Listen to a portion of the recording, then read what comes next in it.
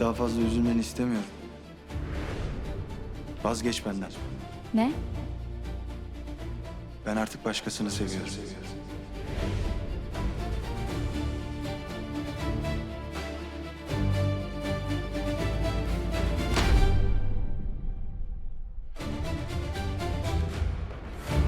Anne, arabanın anahtarı nerede?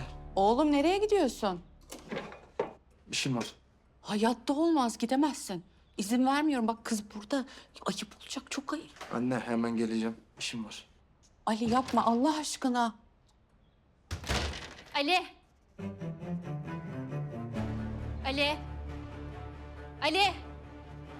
Ali nerede? Yavrum acil bir işi çıktı, dönecek. Öyle mi? Ne işi çıkmış? Ne işi çıkmış onun? Ne oluyor? Niye böyle yapıyorsun? Niye delirdin evladım? adam? Sakin Bilmiyorum ol. ki. Ya, Beliz, Anlatacak o bana bunları. ne oluyor sana Beliz? Ne oldu yavrum, söylesene. Ali. Ali. Nereye gidiyorsun? Ali nereye gidiyorsun? Ali nereye gidiyorsun? Nereye? Kızım ne yapıyorsun? Sakin ol. Ali beni aldatıyor. Ali bana yalan söylüyor. Gideceğim ben şimdi onunla konuşacağım. Yalan söylüyor. Olur mu? Hay Allah'ım. Sakin olmuş. Sakin ol. İnsan nasıl sakin olabilir? İnsan nasıl sakin olabilir? Çabuk bana paltomla çantamı getir. Hay Allah.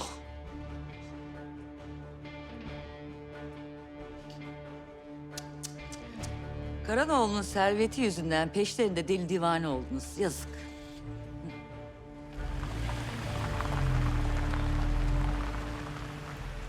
Ah.